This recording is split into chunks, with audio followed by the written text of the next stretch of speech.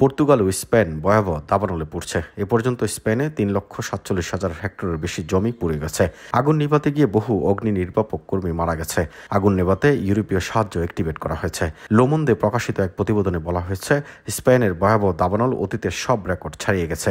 প্রতিবেশী দেশগুলোর ধার করা সৈন্য, হেলিকপ্টার এবং বিমানের সহায়তায় হাজার হাজার অগ্নি নির্বাপক কর্মী আজ সোমবার 18 আগস্ট পশ্চিম স্পেন এবং পর্তুগালকে গ্রাস করে ফেলা আগুনের বিরুদ্ধে অক্লান্ত লড়াই চালিয়ে যাচ্ছে এবং আইবেরিয়ান উপদ্বীপে 6 জন নিহত হয়েছে।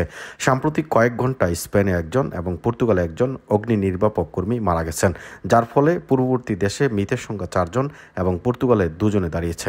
স্প্যানিশ আবহাওয়া সংস্থা অনুসারে 2 সপ্তাহের বেশি সময় ধরে চরম তাপমাত্রার পর আশার আলো দেখা হচ্ছে। দাবানলকে আরও বাড়িয়ে তোলার তাপপ্রবাহের অবসান ঘটছে। সোমবার সকালে স্পেনের নাগরিক সুরক্ষা ও জরুরি অবস্থার মহাপরিচালক ভার্জিনিয়া বারকুনেস পাবলিক টেলিভিশন টিভিতে বলেন, বর্তমানে আমাদের কাছে 4টির মধ্যে 2টি স্তরের 23টি সক্রিয় আগুন রয়েছে, যা জনসংখ্যার জন্য একটি গুরুতর এবং সরাসরি হুমকির প্রতিনিধিত্বকারী আগুনকে চিহ্নিত করে।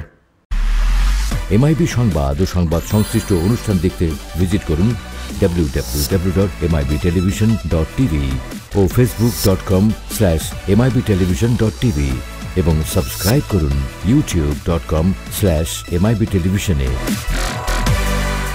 এমআইবি টেলিভিশন, সত্য খবর, সঠিক খবর।